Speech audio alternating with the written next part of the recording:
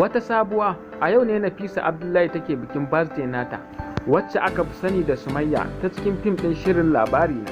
Ku biyo mu domin ganin cikakkun hotuna da muka kawo muku.